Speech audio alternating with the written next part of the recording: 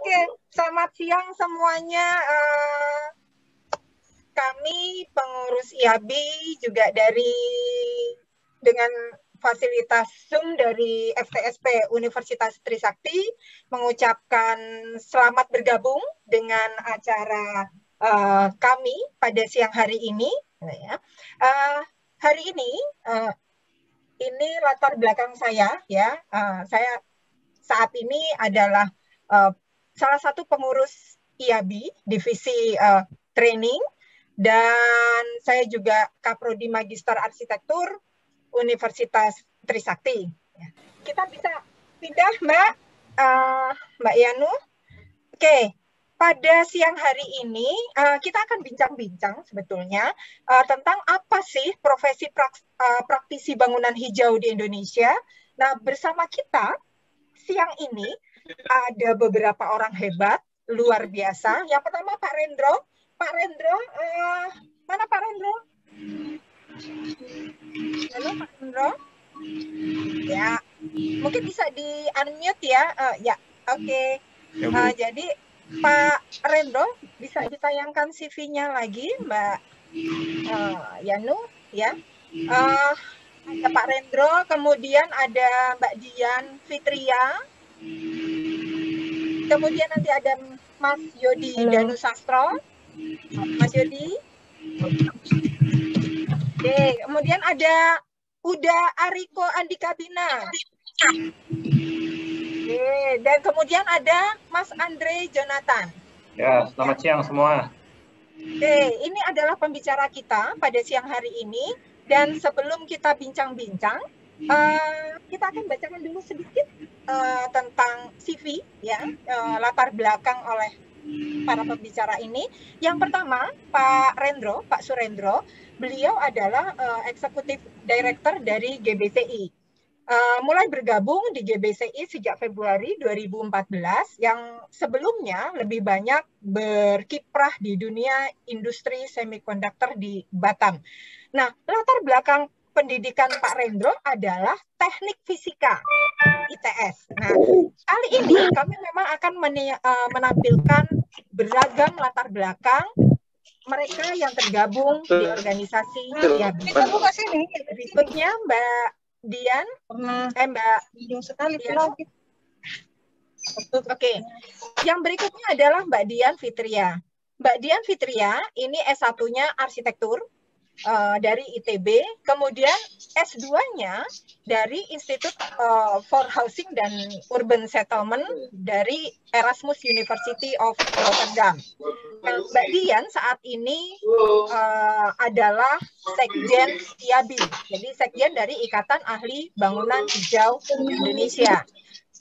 Mbak Dian juga aktif sebagai dosen, base-nya itu di Prodi Arsitektur Universitas Multimedia Nusantara, juga Head of Sustainability Division di PT Asdi Swasatya, dan juga praktisi selain arsitek juga rating analis dan rating development.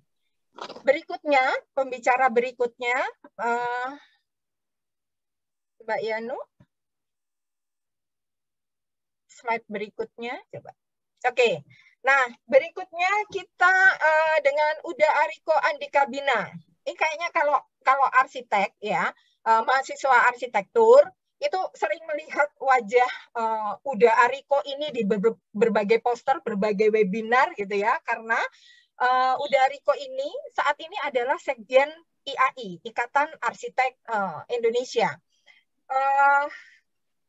Uda Ariko itu berpendidikan S1-nya dari arsitektur UMJ, juga pernah mengikuti training ya dari Global Studio di Istanbul.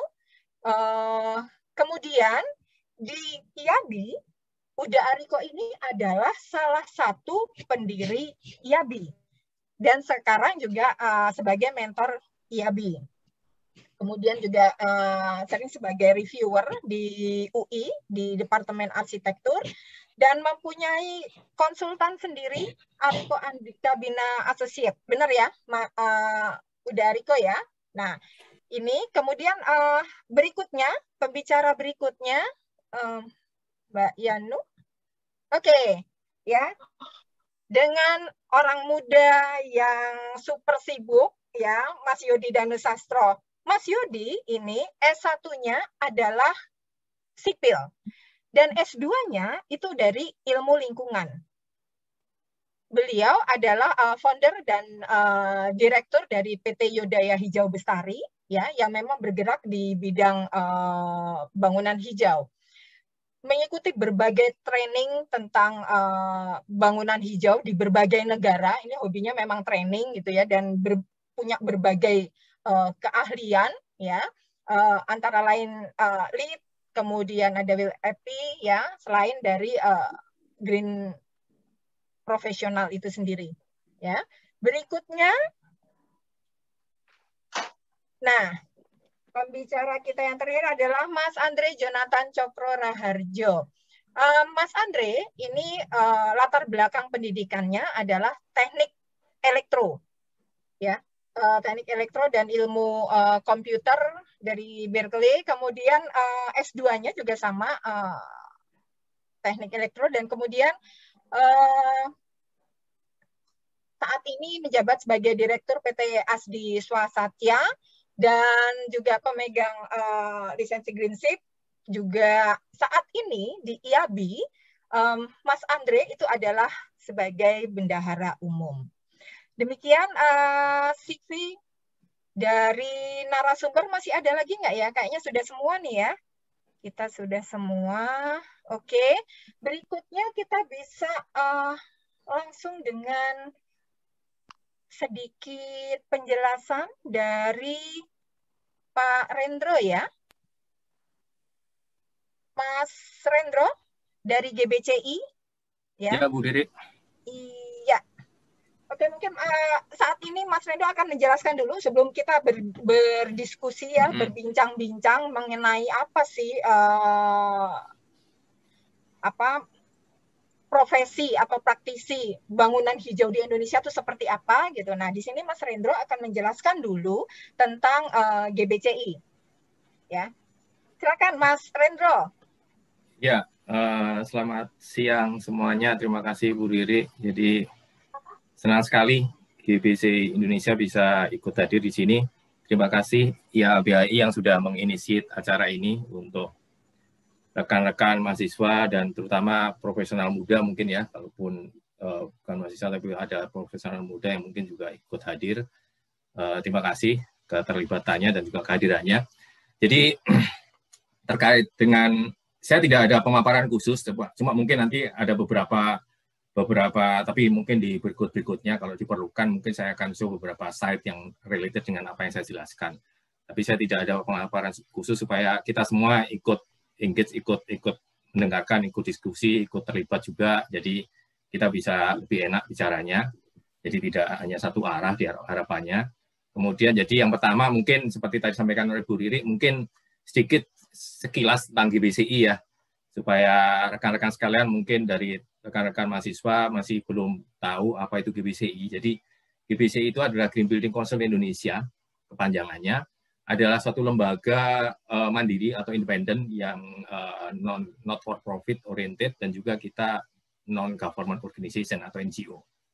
Dan GBCI berkomitmen penuh terhadap pendidikan masyarakat dalam mengaplikasikan praktek-praktek terbaik terkait dengan lingkungan dan memfasilitasi transformasi industri bangunan global yang berkelanjutan. Jadi praktek-praktek terbaik terkait dengan green building dan atau bangun isu-isu keberlanjutan lainnya, itulah yang menjadi visi misi pokok dari GBCI.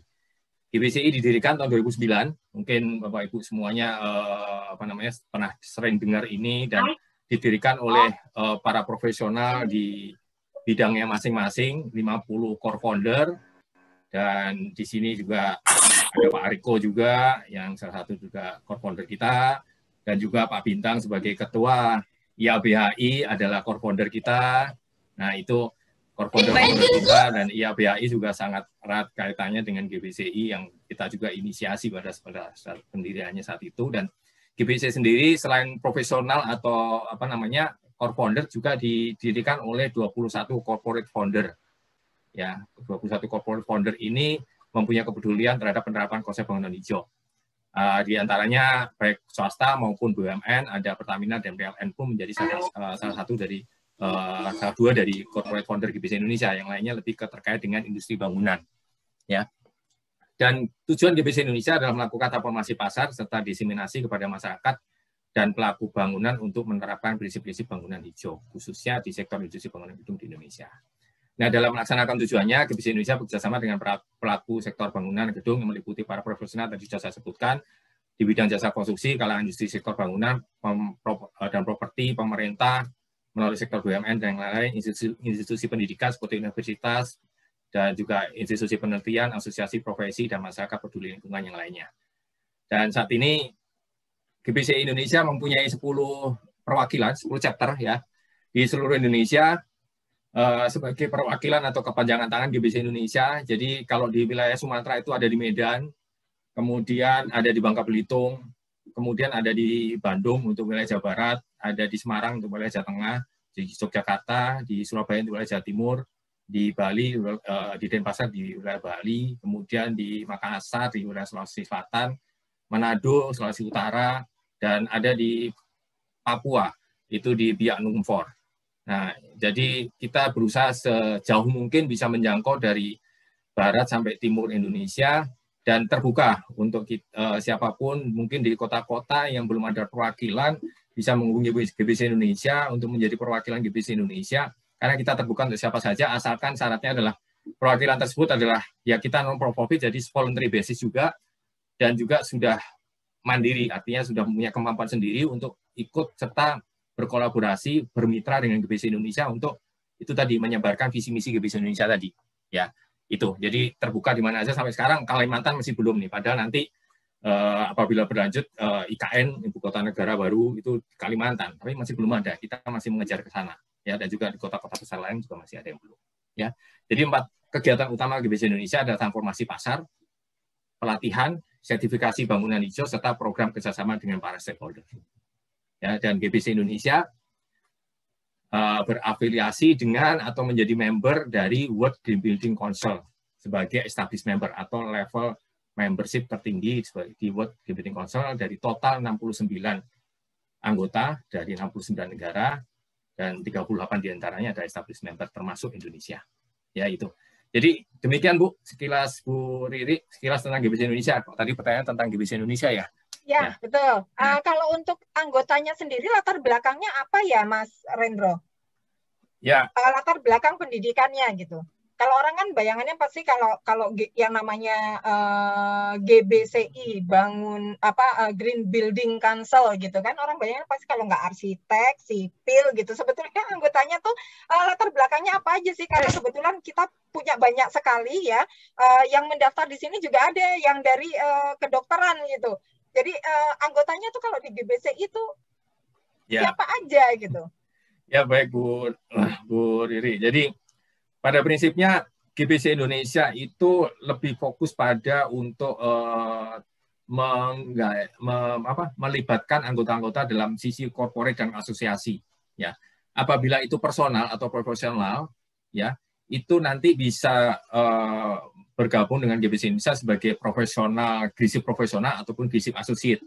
Ya, jadi silakan sebagai GRISIP associate maupun GRISIP profesional dan itu latar belakangnya sangat bervariasi. Ya, baik dari background teknik maupun background non teknik dari pihak bank pun juga pernah ada yang ikut training GRISIP associate GBC Indonesia untuk bersama-sama GBC Indonesia menjadi Green Ambassador. Ya, sedangkan GRISIP profesional memang kita harapannya adalah karena itu adalah nanti yang menjadi profesional di bidang konsultan green, ya harapannya mempunyai background yang related dengan bangunan, entah itu arsitek, ME maupun teknik lingkungan, teknik sipil dan lain-lain. Tapi apabila memang nggak terkait langsung dengan keteknikan seperti itu, paling tidak sudah mempunyai pengalaman 3 atau 5 tahun di bidang sektor bangunan.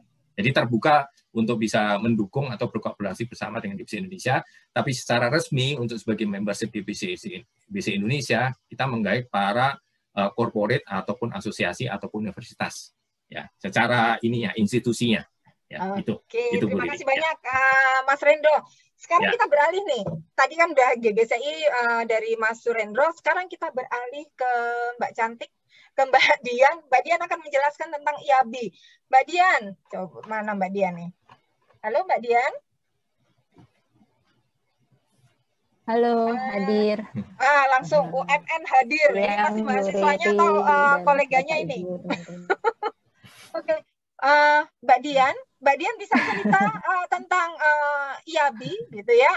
Sebetulnya ragam keahlian IAB itu dari mana aja sih gitu ya. Kemudian kegiatan-kegiatan sama peran IAB itu apa gitu. Silakan Mbak Dian.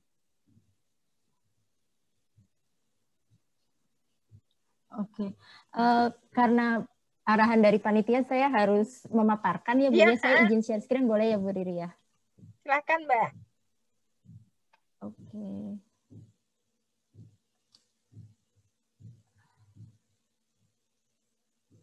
Sebentar.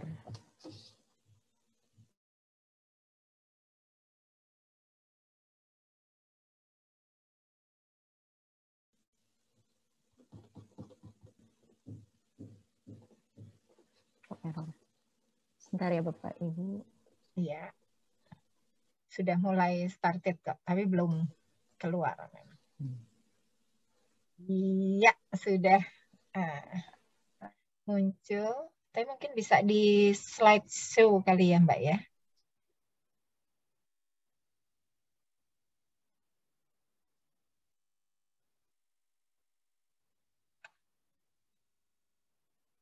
Halo, Mbak Dian. Oke. Ya, silakan Mbak Dian. Bapak Ibu sekalian. Kali ini kita akan coba, kalau tadi kita menilik sedikit banyak tentang GBCI gitu, sekarang kami ajak untuk mengenal lebih jauh lagi tentang Ikatan Ahli Bangunan Hijau Indonesia atau IABHI. Jadi kalau biar lebih kenal mungkin ada baiknya kita ngelihat profilnya ya secara singkat, yang walaupun sebetulnya bisa dilihat sih di website www.iabhi.org.id.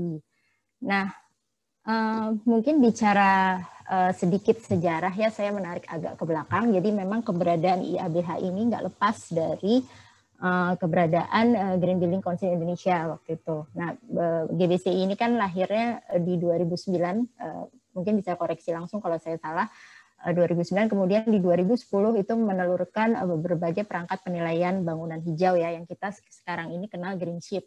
Nah, dari perangkat penilaian Greenship tadi itu dari telur kemudian melahirkan para ahli bangunan hijau yang kita saat ini juga kenal Greenship profesional. Nah, berjalannya dengan waktu itu melalui training dari pihak Green Building Council Indonesia yang cukup rutin, ada bermunculan ahli-ahli bangunan hijau yang pada saat itu para pemerhati dan juga sebagian dari core founder dan yang berkepentingan juga melihat bahwa ini adalah akan menjadi profesi baru yang suatu saat dibutuhkan untuk mewujudkan perannya untuk dalam mewujudkan lingkungan binaan yang berkelanjutan gitu. Jadi perannya ini harus ditingkatkan dan dimapankan gitu pada di dunia, terutama di dunia jasa konstruksi. Nah, akhirnya para beliau-beliau ini yang ada di foto ini bersepakat untuk membuat suatu wadah ya. Saya ngambil gambar ini karena merasa wadah ini kalau lihat langsung sih searching wadah, karena wadah itu tertulis di dalam anggaran dasarnya IABHI. Jadi wadahnya tuh harus ya, bukan harus sih, tapi transparan, fleksibel, dan ramah lingkungan tentunya, yang bisa mengakomodasi para praktisi bangunan hijau itu dengan melalui jalinan komunikasi, konsultasi, koordinasi, dan pembinaan tentunya, sehingga dengan sendirinya juga akan menjadi pembicara, jadi lebih kuat lagi. Nah, selain itu juga untuk lebih mensinergikan perannya terhadap dunia jasa konstruksi, tentunya peran praktisi bangunan hijau ini tidak terlepas dari praktisi-praktisi keilmuan lain ya, seperti arsitek atau engineer lain, atau ada interior design dan sebagainya. Jadi komunikasi dan koordinasi itu berusaha kami terus jalin secara keprofesiannya. Kemudian tidak juga lupa kami berusaha menjalin juga instansi lain yang relevan, yang tentunya bisa pemerintah maupun non pemerintah. Saya lupa kenapa ada hati di sini, tapi intinya IABI fokusnya ke orang ya. Ini sebetulnya bukan orang pacaran atau apa, tapi ini hatinya harusnya hilang dan fokusnya lebih ke orang. Dan yang mau kami bangun adalah orangnya. Jadi kalau Green Building Council Indonesia mungkin fokusnya adalah ke bangunan, bagaimana menghijaukan bangunan, tapi ini kita lebih ke orangnya. Orangnya diapain? Nah, diharapkan mutu keahlian dan profesionalismenya ini bisa terus ditingkatkan dan posisinya semakin mapan dalam dunia konstruksi, baik di Indonesia maupun lokal. Jadi yang kami tingkatkan yang pertama adalah berusaha memiliki standar baku pelayanan dari praktisi bangunan hijau itu, lalu kemudian diharapkan memiliki daya saing ya, baik lokal maupun global, jangan sampai kita juga dijajah di negeri sendiri, jadi kalau bisa para praktisi bangunan hijau bisa berkiprah di negerinya sendiri bahkan keluar. Lebih lanjut lagi, semoga para praktisi bangunan hijau di Indonesia ini juga bisa memiliki peran yang kuat ya dalam menciptakan lingkungan binaan yang berkelanjutan baik di Indonesia maupun juga global lagi. Ini adalah visi yang ingin dicapai oleh IABI. Nah, cara-caranya itu yang kami lakukan, misi-misinya yaitu mungkin Bapak Ibu juga sudah bisa melihat ya secara dengan kalau mengikuti program-program yang kami lakukan, diantaranya menjalin kerjasama dengan instansi lain, entah itu pendidikan, mungkin asosiasi lain, dan juga BBCI juga. Terus kami juga mengadakan program-program pelatihan, knowledge sharing, dan sebagainya melalui Infok. Dan juga yang paling penting yang kami targetkan dalam maksimal dalam 2 tahun ke depan adalah kami berhasil menjadi lembaga yang bisa melakukan atau berkompeten untuk melakukan sertifikasi untuk keahlian bangunan hijau tersebut. Diharapkan lewat BNSP ya. Nah, tadi saya sudah menyampaikan bahwa fokus kami adalah ke orangnya, ke praktisinya. Jadi kami ada anggota yang memang anggotanya kalau tadi GBCI ke instansi ya, kalau kami lebih memang ke orang individunya. Kita bisa lihat keanggotaan IABI juga di website, tapi sedikit saya sampaikan karena ini kaitannya juga pengenalan profesi ke adik-adik terutama ya ke para teman-teman yang masih duduk di bangku kuliah. Jadi di sini bisa dilihat bahwa para anggota kami yang merupakan praktisi bangunan hijau ini terdiri dari berbagai profesi dari latar belakang pendidikan. Memang beragam, tapi memang yang paling banyak arsitektur dan teknik. Tapi ini tidak menutup kemungkinan untuk dari jurusan yang mungkin non bangunan gedung pun bisa menjadi praktisi bangunan hijau. Kemudian untuk keahlian bangunan hijau dari anggota kami yang kami coba lihat, memang paling besar adalah yang memiliki sertifikasi greenship profesional, kemudian disusul oleh Age, lalu LEED dan Green Building Index dari Malaysia ya. Jadi itu kurang lebih bisa memberi gambaran kepada teman-teman, rekan-rekan sekalian bahwa dengan latar belakang yang berbeda, pemahaman bangunan hijau itu juga bisa tetap dikuasai ya dan berkiprah secara nyata. Nah, terkait klasifikasi keanggotaan IABI, di sini ada 4 sebetulnya kami. Nah, bila sekarang kalau dilihat dari yang daftar, hampir 50% lebih ini adalah rekan-rekan mahasiswa. Jadi kami juga menerima yang nantinya kalau bila mendaftar itu bisa menjadi anggota muda. Anggota yang lain yaitu anggota biasa dan anggota profesi, tapi ada yang khusus di sini yaitu anggota kehormatan. Kalau anggota kehormatan ini lebih prosesnya sedikit berbeda, jadi ini yang orang-orang yang kami anggap beliau-beliau ini yang memiliki jasa terhadap perwujudan dari lingkungan binaan yang berkelanjutan. Tapi kalau yang anggota muda, biasa, dan profesi ini biasanya caranya adalah dengan mereka ini yang merasa berkepentingan akan mendaftar ke IABI. Tapi kalau yang anggota kehormatan, kami mengundang secara langsung ke beliau-beliau tersebut. Seperti itu. Nah,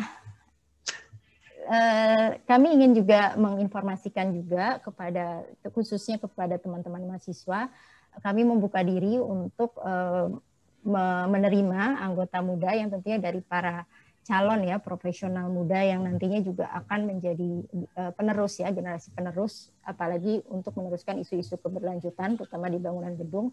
Jadi inilah kurang lebih apa yang didapat ketika menjadi anggota. Tentunya setiap bila kita ingin mengikuti suatu organisasi ada kewajiban dan hak, tapi di sini saya akan mencoba meng-highlight bahwa manfaat yang dicapai apabila yang didapat apabila adik-adik dan teman-teman mahasiswa ingin bergabung adalah pertama memiliki informasi terkait program-program keberlanjutan atau IAB secara khusus, kemudian juga ada potongan harga apabila ada program kami yang berbayar.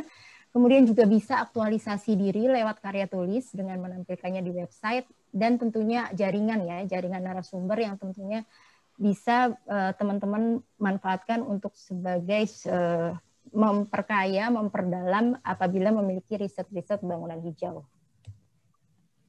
Caranya ini mudah ya, sebetulnya kalau mau ambil gampang tinggal telepon Kak Rifka yang ada di sekretariat.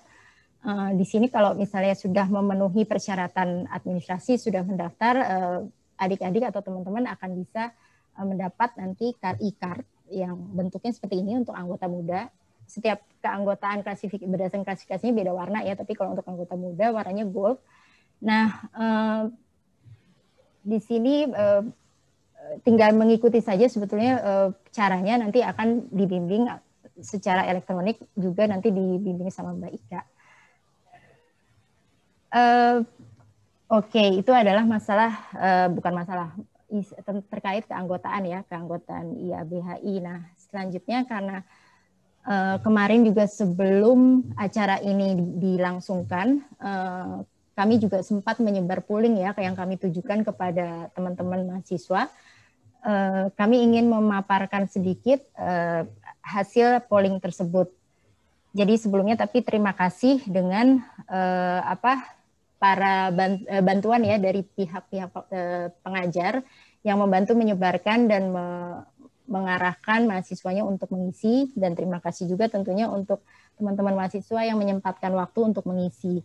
Jadi di sini yang kami dapatkan gitu, yang mengisi adalah memiliki latar belakang yang juga lumayan bervariasi ya, tapi memang dikuasai sebanyak 303 dari 300 berapa ya, 85 kalau nggak salah, itu merupakan mahasiswa teknik.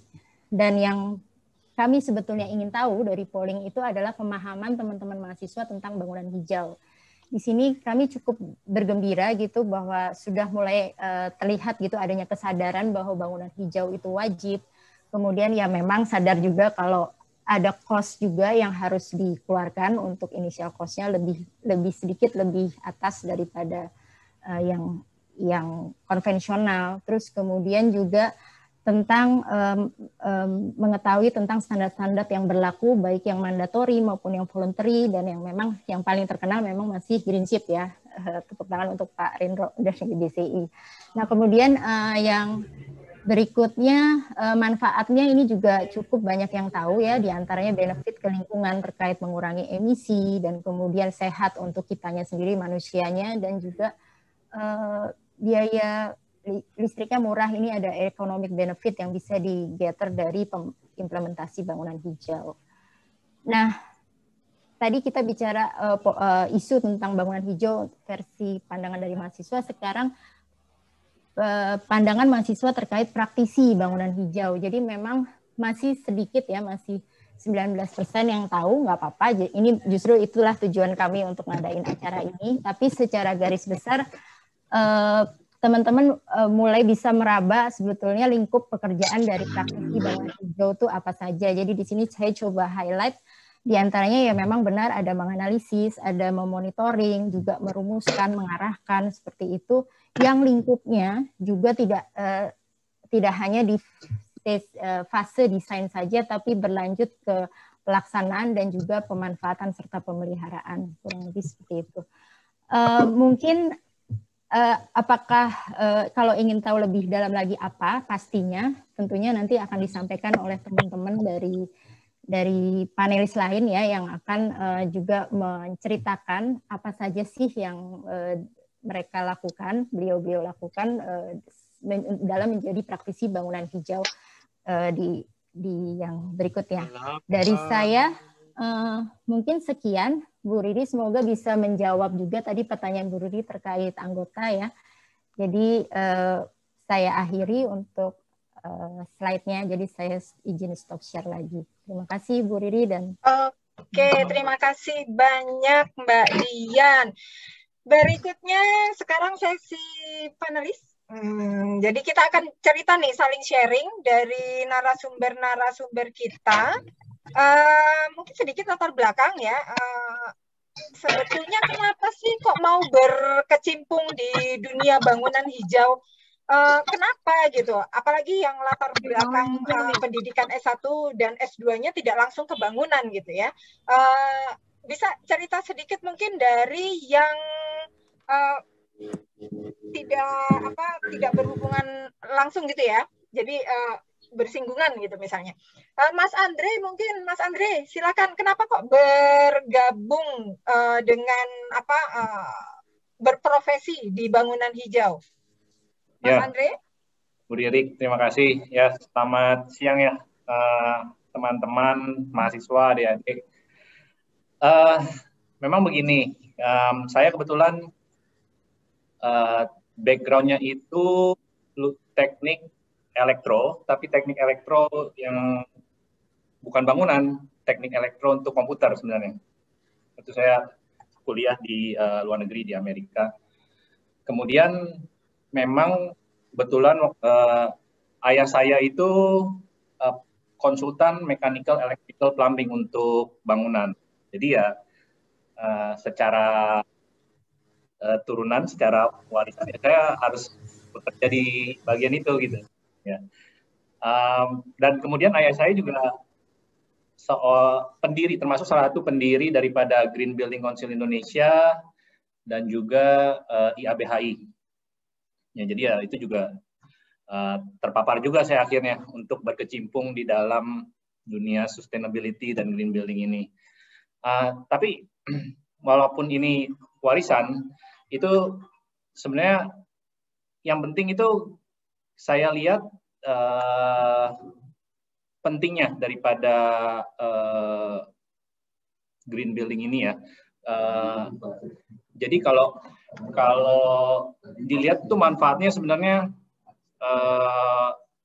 cukup bervariasi ya. Dari sisi yang idealis mungkin kita tahu oh ini untuk suatu dunia yang lebih baik untuk anak cucu kita, sampai yang benefit yang praktikal seperti ya ini untuk marketing toolnya building, ini untuk mengurangi biaya operasi dari suatu bangunan. Cuman di luar itu masih banyak sebenarnya benefitnya, terutama kalau kita lihat dari sisi mechanical electrical plumbing ya. Pertama itu kita meningkatkan sebenarnya kualitas daripada penghuni gedung tersebut, dan sadar atau tidak sebenarnya lebih dari 90% waktu kita itu kita tuh berada di dalam suatu bangunan, kita di dalam suatu interior, dan kualitas daripada udara, kualitas daripada cahaya, kebisingan itu mempengaruhi kesehatan, kenyamanan, dan juga produktivitas kita. Nah ini hal-hal yang mungkin adik-adik juga perlu tahu ya, bahwa ini salah satu benefit juga dari green building. Kualitas di dalam ruang itu penting. Hal lain mungkin yang saya ingin sampaikan juga mengenai sifat multidisiplinary daripada green building ini, bahwa mungkin kalau dulu arsitek taunya hanya menggambar suatu bangunan, bagaimana melayout, bagaimana tampaknya. Kalau dari kita misalnya teknik mechanical atau elektro itu taunya cuma ngitung kebutuhan dan kita mendesain sistem yang ya sesuai dengan permintaan owner. Tapi dengan adanya green building ini tuh perlu ada suatunya kolaborasi antara masing-masing disiplin. Jadi kita sebagai MA itu nggak hanya tahu mengenai sistem AC aja, tapi kita juga perlu tahu sisi arsitektur, contohnya fasad, bagaimana mendesain fasad yang baik supaya beban panasnya bisa berkurang sehingga bisa mempengaruhi kapasitas dari sistem AC yang kita desain. Sipil ya, sipil juga bukan hanya menghitung mengenai resapan, curah hujan, tapi kita juga perlu tahu mengenai landscape. Bagaimana landscape itu mempengaruhi daripada penanganan air hujan di suatu kawasan. Nah, ini banyak kolaborasi gitu di sini. Ini yang justru penting ya di zaman sekarang, di mana kita ini kan di zaman informasi ya. Jadi informasi itu sudah sangat cepat dan sangat mudah kita bisa dapatkan.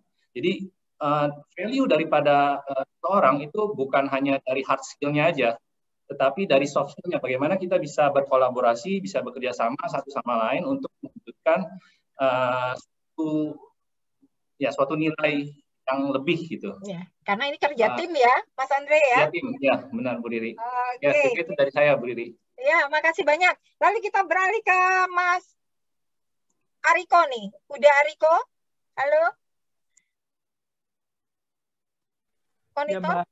Ya, oke, udah bisa cerita nggak? Kenapa salah satu pendiri loh ini ya, udah Ariko salah satu pendiri IABI gitu. Kemudian nggak hanya sekedar merancang bangunan, tapi juga langsung terjun dalam dunia profesi bangunan hijau. Bisa cerita latar belakangnya nggak? Udah. Kalau latar belakangnya, sesungguhnya saya terjerumus. Ini lain lagi udah. Oke, silakan. Ya, jadi kan sebenarnya nih kita hidup di dunia yang pengaruh dan saling mempengaruhi gitu ya. Jadi saya pikir saya terjerumus. Ya betul, memang saya tercatat sebagai salah satu pendiri GBCI, salah satu co-foundernya GBCI, salah satu pendiri IABHI, tapi mungkin lebih kepada karena ya terjerumus sih gitu. Memang kemudian kita ada kumpulan teman-teman, jadi kalau boleh mungkin seperti para senior yang punya perhatian besar, punya perhatian besar tentang keberlanjutan. Isunya kan lanjut kan, gitu. Jadi isunya ya saya terjerumus pada hal-hal yang kemudian kita mau mendiskusikan kelanjutan kita bagaimana. Dan itu sebenarnya agak dalam memang jadinya Mbak Riri. Karena lanjut itu kan nggak sekedar, ya pertanyaan lanjutnya dari kelanjutan adalah apakah itu lanjut gitu ya. Jadi nggak sederhana gitu. Dan pertanyaan itu memang menjadi perenungan kan gitu. Jadi saya terjerumus pada kumpulan orang yang membuat saya merenung selanjutnya kita bagaimana. Itu sih Mbak Riri. Kurang lebih ya gitu ya. Jadi karena dijerumuskan ini ya? Nggak dijerumuskan. Kan sebetulnya ya? Terjerumus. Oh, terjerumus ya? Kan jadi bukan dijorokin gitu. Jadi mungkin dijorokin sama menjorokkan diri sendiri. Oke, makasih udah Riko. Kemudian Mas Yodi. Mas Yodi, silakan Mas Yodi. Jadi kenapa kok akhirnya berkecimpung di dunia bangunan hijau, kemudian ikut training di berbagai dunia gitu. Mungkin bisa cerita buat inspirasi buat adik-adik mahasiswa ini. Oke. Ya, baik. Terima kasih Bu Riri. Saya coba cerita dari zaman kuliah dulu ya. Ya, mungkin lagi nongkrong-nongkrong di kantin atau gimana gitu kan. Ada feedback nggak di sana? Enggak, kalau di saya enggak bagus ya? Kok. Baik. Jadi ya saya S1-nya teknik sipil. Dulunya sih mau masuknya komputer, cuma karena hobinya SMA tuh ngotak-ngatik komputer ya. Tapi ternyata pilihan pertamanya nggak masuk, pilihan kedua teknik sipil, yang saya nggak tahu itu apaan. Lalu saya ikutin, nilai saya jelek di teknik sipil. Cuma satu yang bagus kalau kita lihat di sini ada mahasiswa teknik sipil mungkin ya, yang struktur, ada hidrologi, ada lingkungan. Nah semua itu saya jelek nilainya kecuali lingkungan. Lingkungan saya nilainya A semua, yang lainnya C semua. Nah IP saya lulus cuma 2,6. Lingkungan ya. IP saya lulus cuma 2,6, itu mau ngelamar kemana aja juga susah gitu ya. Akhirnya saya putuskan setahun pacaran dulu. Jadi santai-santai dulu. Jadi kemarin soalnya ada yang nanya, anak alumni ITB nanya ke saya habis lulus Pak, sebaiknya saya ngapain gitu. Ya saya juga bingung, saya habis lulus pacaran setahun. Nah, tapi saya udah punya target, saya mau S2 lingkungan. Kenapa? Hasil S1 saya lingkungannya kuat, jadi saya akan teruskan ke S2 di lingkungan. Di lingkungan saya mempelajari dan tesis saya diminta ada sangkut paut ke bidang S1, yaitu teknik sipil. Nah, jadinya apa ya tesis yang nyangkut teknik dan lingkungan, akhirnya ketemulah Green Building, di mana ada GBC Indonesia. Nah, saya akhirnya ikut ke Green Building Council Indonesia, jadi staff, lalu saya pelajari semua sampai lulus S2, saya juga lanjut karir di Green Building. Nah, sehingga saya pelajari, ikut seminar di Singapura, di Filipina. Saya melihat, loh ini kok di Singapura besar sekali. Event Green Building di Singapura yang ikut lebih dari 1000-an orang, ada kali 2000 orang. Udah kayak konser. Nah, berarti profesi ini banyak di Singapura. Di Indonesia, dengan negara luas, kok nggak ada. Gitu. Akhirnya dengan dijerumuskan oleh Mas Ariko, ya Mas Ariko, kalau ingat dulu di PIM, nongkrong di food court, dibilang, Mas Ariko memberikan wejangan, saya fokus supaya teman-teman dan rekan-rekan saya kenal saya sebagai arsitek. Ya, kalau gitu buat seperti itu untuk Green Building, Yot. Akhirnya ya saya buat seperti itu. Saya terus fokus. Di Indonesia belum ada, saat itu mungkin belum ada ya yang benar-benar murni profesinya Green Building. Karena biasanya turunan dari profesi Green Building itu turunan dari bidang perusahaan besarnya kayak ME, arsitek, yang murni Green Building belum ada. Sedangkan di negara lain saya lihat banyak, ratusan. Ya udah, akhirnya saya bikin Yodaya Green Building Consultant, lalu saya terus belajar. Nah, ini di seluruh dunia ini saya lihat Indonesia masih sangat kecil. Event yang terbesar di Amerika Serikat yang ikut lebih dari 5.000 orang, yang buka juga Obama. Jadi Green Building itu sesuatu yang besar di dunia.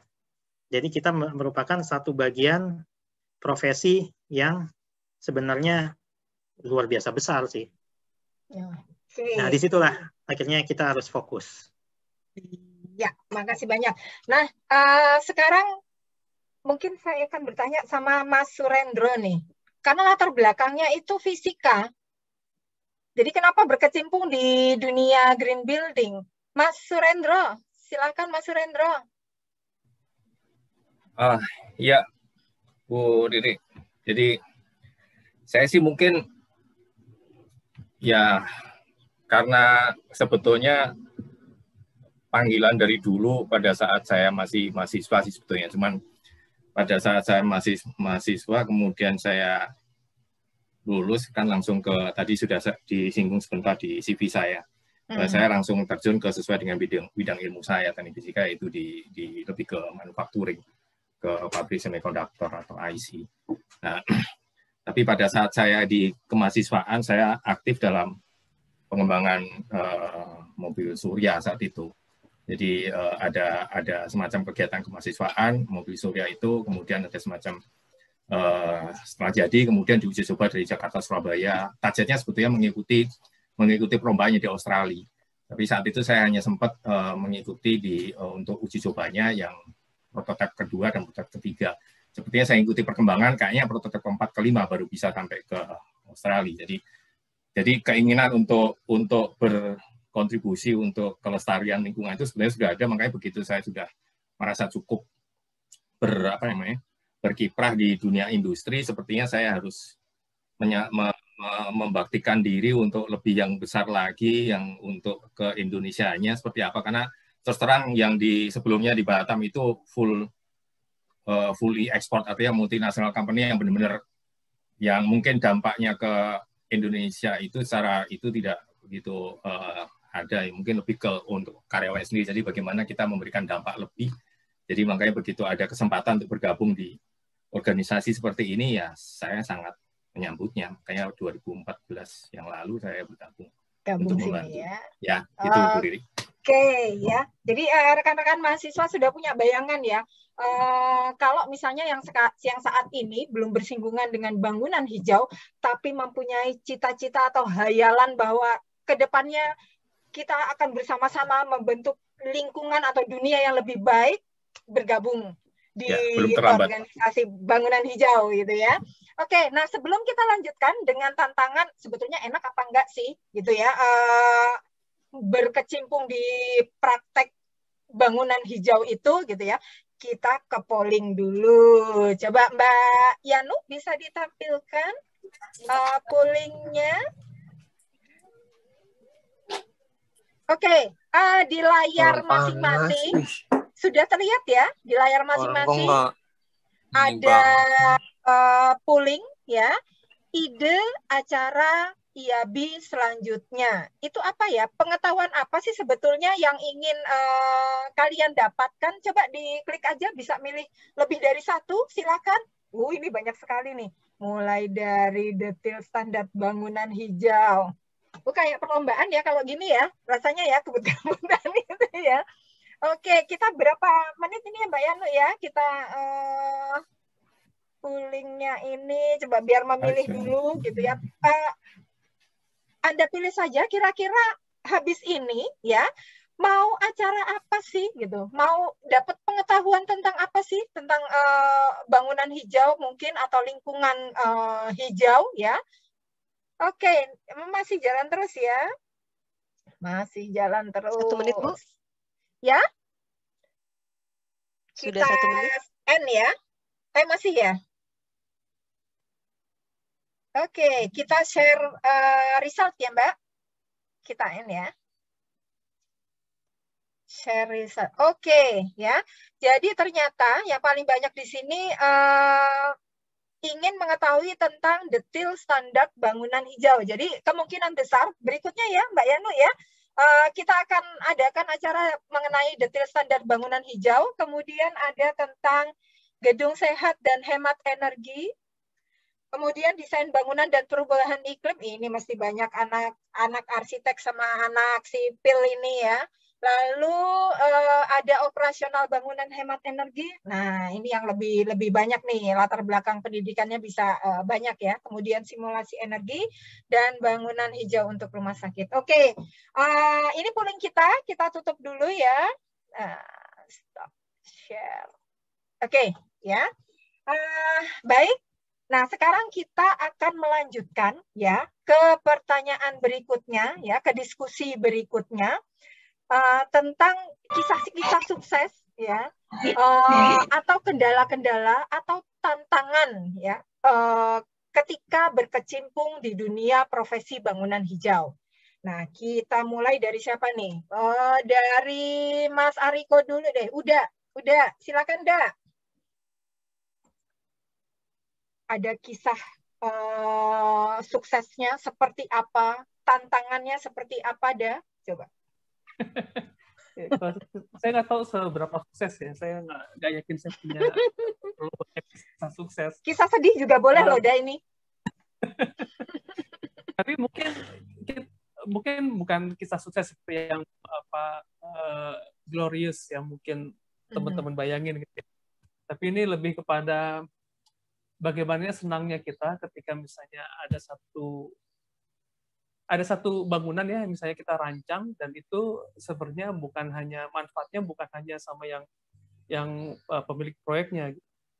Jadi kalau kita ngasilin sesuatu, manfaatnya bukan hanya yang beri tugas, yang bayarin, tapi kalau manfaatnya kepada sekelilingnya, itu kan kita senangnya luar biasa ya. Apalagi kemudian manfaatnya kita bisa lihat manfaatnya tuh bukan buat si yang punya proyek, bukan hanya buat yang sekitarnya, tapi juga kita ngomongin manfaatnya tuh buat masyarakat yang lebih besar gitu. Dan itu kayaknya ketika itu terjadi lebih jauh, ketika itu terbukti, itu kan sepertinya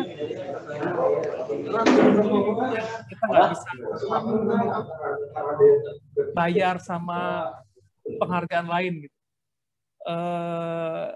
rasanya itu ya gitu. Jadi kepuasan batin ya, kepuasan batin gitu ya deh ya.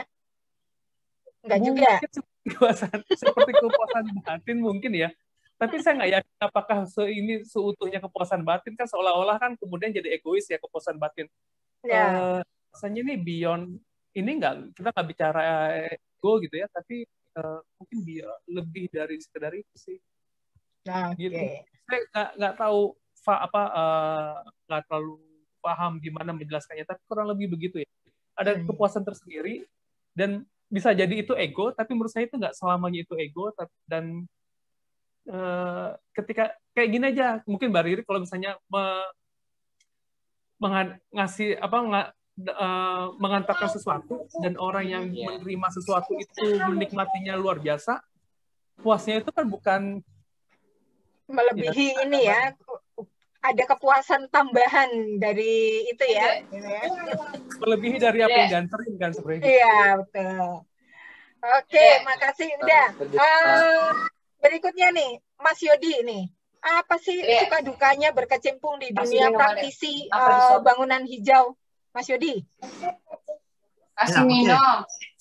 Baik, suka dukanya di praktisi tadi Mas itu udah dari sisi kepuasan batin dan spiritual dan lingkungan. Oke. Ya, dari situ udah ya tadi ya dari situ. Jadi saya nyinggung dari masalah bisnis aja deh, karena ya di sini banyak yang mungkin benar kalau kerjanya di sini kita bisa hidup nggak sih? Ya bisa nggak sih kita hidup dari green building gitu? Ya jawabannya bisa dan cukup gitu. Ya di kantor kami saat ini ada yang tetap fix itu ada 9 orang gitu.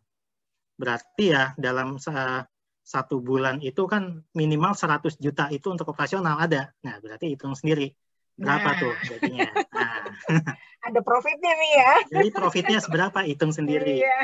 Berarti ya ratusan bisa sampai segitulah. Tapi ya tanggung jawabnya juga besar ya. Karena green building itu kenapa kadang dibayar mahal? Karena kita harus memberikan keputusan yang holistik. Tanggung jawabnya itu sangat berat. Beberapa waktu yang lalu saya dipanggil di project, Pak, kami butuh Anda secepatnya di project sekarang offline, bukan online, gitu. Pas di sana direktur semua udah pada nungguin. Kenapa? Cuma untuk milih AC mana yang hemat seperti apa. Padahal di sana ada MEP yang udah senior, ada arsitek senior. Nah keputusannya di praktisi green building, gitu. Itunya yang berat, yang kita harus fokus terus konsisten. Asiknya juga green building tuh di seluruh dunia bisa dipelajari, mau kemana aja sampai ke ujung dunia bisa.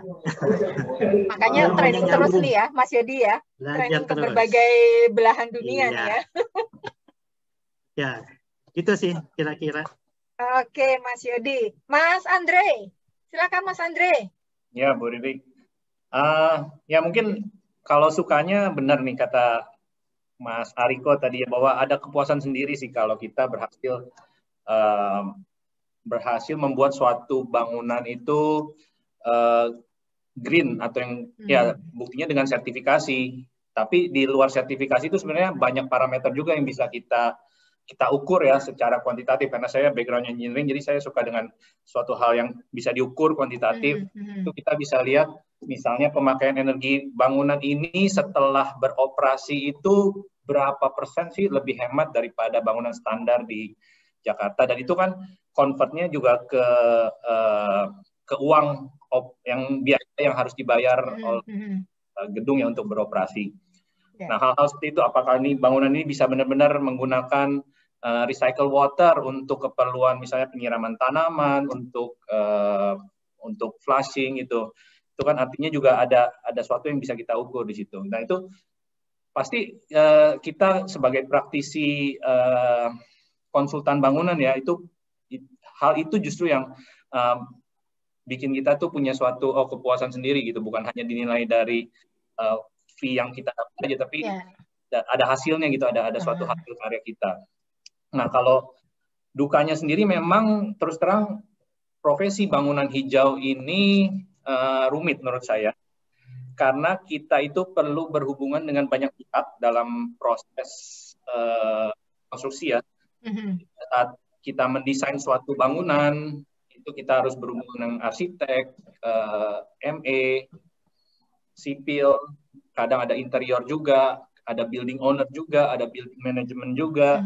Kemudian nanti pada saat konstruksi kita harus berhubungan dengan kontraktor ada beberapa, ada yang sipil, kontraktor ME, ada construction management dengan owner juga. Jadi di situ masing-masing punya kepentingan sendiri-sendiri, dan kita itu sebagai bagaimana kita bisa berkolaborasi dengan mereka untuk sebenarnya koordinator ya, ini gitu ya, jadi sustainable begitu. Nah itu tantangannya sangat banyak di situ. Tapi begitu kita lalui dengan baik, kita lihat hasilnya, nah di situ baru ya terasa lah kepuasan itu gitu. Kepuasan. Oke. Kita mau dengar juga nih suara Mbak Dian, karena Mbak Dian itu juga dosen juga, pengurus IABI juga, berkecimpung di dunia praktek juga gitu. Bagi waktunya gimana sih Mbak Dian? Mbak Dian? Coba mana Mbak Dian?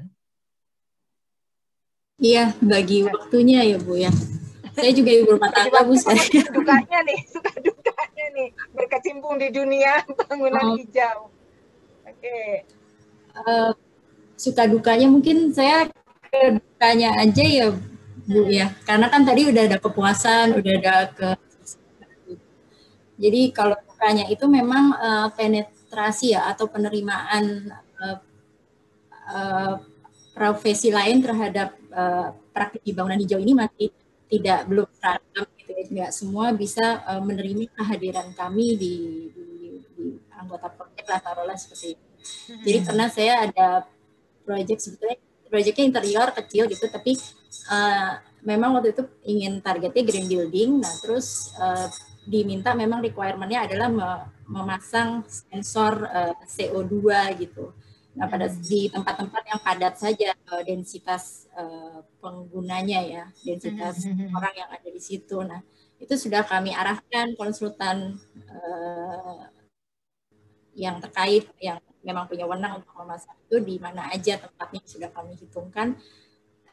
Entah karena ignorance, dan itu terjadi berkali-kali ya, mereka kan ngasih gambar bolak-balik gitu ya, dan di akhir gambar mereka itu look sensor itu dipasang di semua tempat, entah itu di gudang, entah itu di mana. Terus akhirnya itu sempat ribut sama ownernya nanya ke MEP-nya, kebetulan waktu itu kami lagi nggak ada. Si ownernya nanya, oh ini karena konsultan green mintanya look sensor dipasang, tapi kan kami nggak minta di semua tempat ya.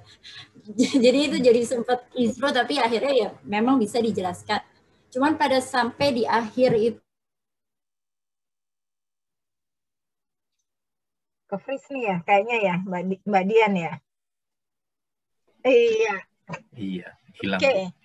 Gambar perencanaan itu masih dengan look sensor, paksa koordinasi sama kontraktor seperti itu, dan kebetulan memang kontraktor ini penerima lebih baik gitu, karena mereka punya pengalaman dan juga ya sering mengerjakan proyek yang serupa gitu. Jadi nah ini belum keseragamannya ini yang kadang membuat menurut saya praktisi bangunan hijau agak ya ini tantangan juga sih, yang nanti dengan lambat laun secara waktu proses itu akan lebih baik lagi. Oke, makasih Mbak Dian. Oke, mungkin sebelum ke pertanyaan ya, ada yang mau bertanya nggak nih di kolom chat?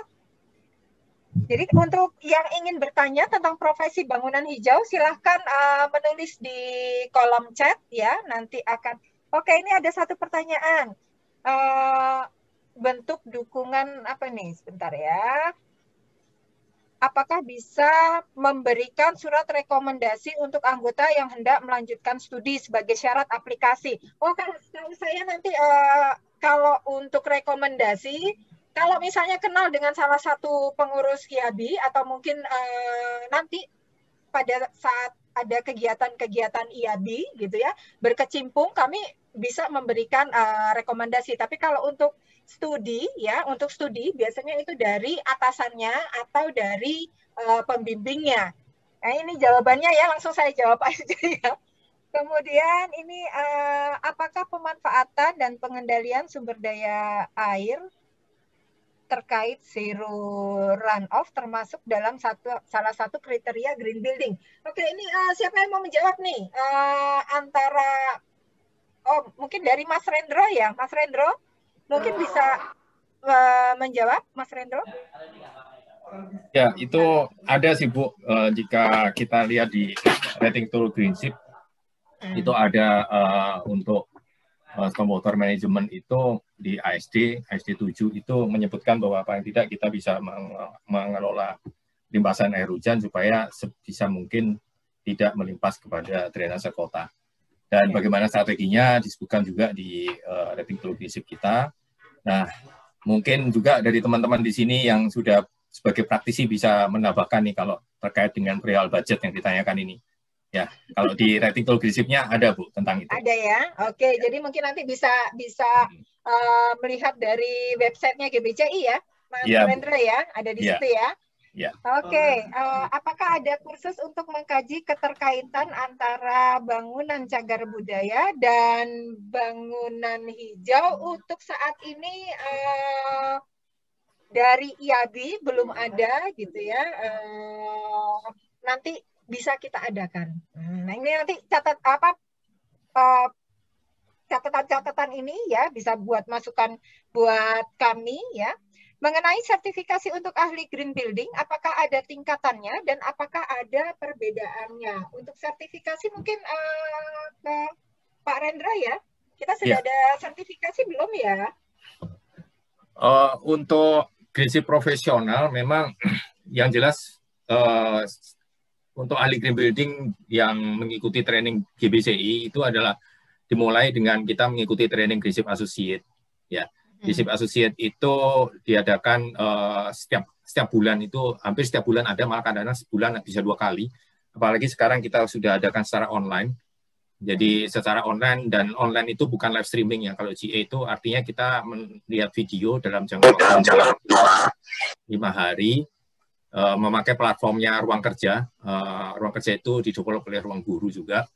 Jadi memakai platform Ruang Kerja, kemudian dari waktu 5 hari menyaksikan sekitar 17 video. Kemudian di hari terakhir ada sesi live streaming untuk tanya jawab. Jadi diberi kesempatan peserta itu dibagi menjadi beberapa kelompok untuk bisa bertanya ke pengajar dalam live streaming itu. Jadi setelah itu baru kemudian diberi kesempatan untuk menulis semacam IC atau makalah singkat gitu terkait dengan green building. Itu sebagai syarat untuk kelulusan. Nah, setelah lulus baru kemudian ngikutin advance training-nya dalam bentuk Greenship profesional. Nah, seperti Bu Riri ketahui juga, Bu Riri ini juga sudah selesai nih. Ya kan Bu Riri? Nah, belum. Selanjutnya Greenship profesional itu 5 hari training, live streaming. Sekarang juga sedang berlangsung nih dalam minggu ini dan minggu depan. Setelah itu ada 1 bulan untuk mengerjakan project group bersama kelompok dan ada ujian project group dan ujian tulis. Setelah itu, setelah lulus bisa mendaftarkan diri di GBCI untuk menjadi berpraktek sebagai Greenship profesional. Oke, terima kasih Mas Rendro. Ya. Oke, mungkin sebelum kita ke acara berikutnya ya, dari panelis ya, kira-kira apa sih pandangan untuk para mahasiswa ya, karena ini kan kita sebagian besar nih mahasiswa nih yang ada di ruang Zoom ini gitu ya. Bagaimana sih pandangan Mas dan Mbak semua ya terhadap mahasiswa sebagai calon profesional muda ya untuk dapat mendorong penerapan bangunan hijau di Indonesia? Mungkin dari Mas Rendro deh yang masih di layar ini. Silakan Mas Rendro. Oke. Jadi begini, tadi sudah sempat saya singgung ya, bahwa profesional muda yang terkait dengan bangunan hijau itu sebetulnya masih belum begitu banyak di Indonesia. Tadi sudah beberapa panelis juga sudah menyampaikan, Pak Yodi, Pak Riko, dan juga beberapa yang lain juga. Jadi sampai Desember kemarin pun lulusan Greenship Associate itu hanya sekitar 3.000-an.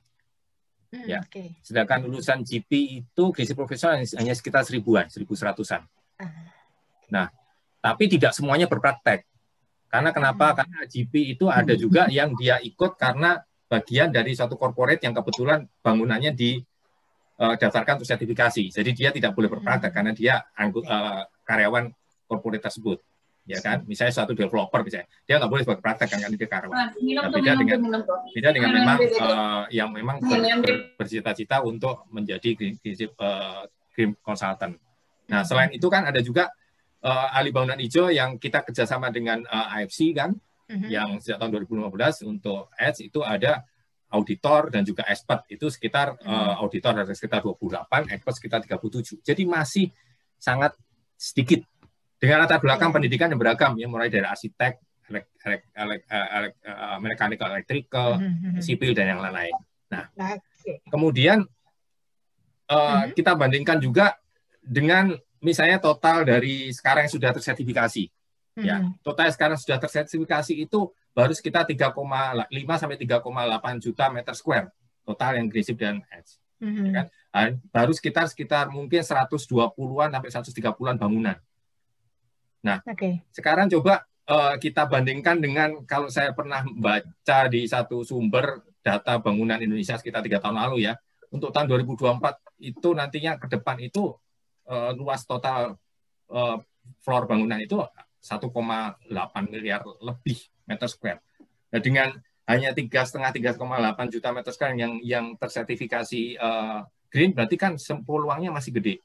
Belum lagi tadi yang jumlah profesional tadi, kalau dibandingkan dengan usia produktif penduduk Indonesia misalnya, penduduk Indonesia kan 270 juta ya, usia produktif sekitar 70%, itu 191 juta. Anggap aja 50%-nya masih banyak sekali ya, masih banyak sekali peluangnya gitu peluang ya. di sana. Intinya itu sih Bu. Jadi silakan mendalami banyak hal tentang green building, silakan mendalami, peluangnya sangat besar. Gitu. Oke, terima kasih Mas Rendro. Udah Riko? Oke, udah Riko. Kira-kira apa nih untuk mahasiswa sebagai calon profesional muda itu gimana ya untuk mendorong implementasi bangunan hijau? Silakan udah. Yang ingin saya sampaikan sih mungkin begini Mbak Ri. Disadari atau tidak bahwa terutama untuk generasinya adik-adik ini menjadi hijau itu sayang. Jadi tidak terhindarkan. Nggak ada jalan menghindarnya. Mau ambil jalan manapun pasti akan ketemu itu. Jadi karena dia niscaya, maka sebenarnya mau kemudian tadi ya berpraktik sebagai ahli hijau seperti yang disampaikan Mas Rendro tadi, atau sebenarnya tidak berpraktik tapi sebenarnya menerapkan baik hari-hari, menurut saya itu menjadi harus gitu ya. Tantangan yang kami hadapi hari ini itu tidak lebih besar dari tantangan yang akan adik-adik hadapi di kemudian hari. Percaya deh. Dan ini nggak terhindarkan. Gitu. Jadi mau kemudian kita abai, dia pasti akan datang ke kita, dan itu pertanyaannya kita siap apa enggak. Mungkin hari ini kita gagap ya. Hari ini tadi kalau misalnya pertanyaan dari teman-teman kan, bagaimana dampaknya terhadap berapa banyak yang sudah sertifikasi, bagaimana dampaknya terhadap lingkungan, ada data-datanya apa tidak, bagaimana banjir dan segala macam. Kemudian hari sebenarnya tantangannya lebih besar. Pertanyaannya jangan sampai kita gagap dan kita tidak mengantisipasi. Justru kita mulai dari yang paling dasar, gitu, dari bagaimana pendidikannya, dan kemudian dari pendidikan itu kan berarti ilmunya ya, ilmunya kita serap. Pertanyaannya bagaimana kemudian ilmu itu kita terapkan kembali. Itu mungkin sudah tercover juga ya di IAI ya, rasanya ya, tentang bangunan hijau ini ya. Tapi tidak spesifik ya, tidak spesifik bangunan hijau gitu. Di IAI kita punya badan arsitektur berkelanjutan ya. Kita punya sebutnya badan arsitektur berkelanjutan. Mohon tidak disingkat, karena kalau disingkat bisa jadi akronim yang lain gitu ya. Badan arsitektur berkelanjutan. Di antaranya membicarakan hal itu Mbak Ari, dan itu pertanyaannya kan selalu kita melihat tantangan hari ke hari kan berbeda. Iya, betul. Pertanyaannya kemudian kalau itu jadi pertanyaan, maka jawaban yang kita hantarkan dari hari ke hari harusnya juga berbeda. Nah, itu, Mbak. Ya, makasih. Udah. Lalu Mbak Dian.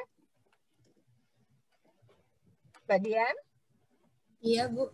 Iya, untuk mahasiswa nih. Jadi kalau untuk mahasiswa, kira-kira apa ya? Gitu. Kan tadi dari GBC udah nih, dari IAI udah, dari IABI ini, dari IABI sendiri nih. Kira-kira mahasiswa itu bagaimana ya untuk menerapkan bangunan hijau? Gitu. Apa pandangan Mbak Dian? Silakan Mbak Dian.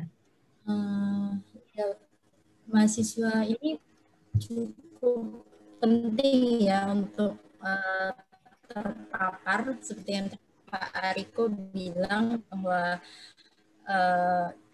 nantinya ke depannya profesi mereka apapun mau tidak mau dasar-dasar perencanaan-perencanannya itu juga harus keberlanjutan. Jadi sebaiknya pemahaman tentang keberlanjutan dari sebuah bangunan itu juga diperkenalkan di, kalau saya mungkin di jurusan arsitektur ya Bu ya, jadi diperkenalkan dan mungkin ada sedikit juga mata kuliah yang tidak hanya melulu di desain arsitekturnya tapi juga mengenal equipment atau ya supaya bisa integrated approach-nya itu bisa tercapai gitu. Jadi pada saat terjun di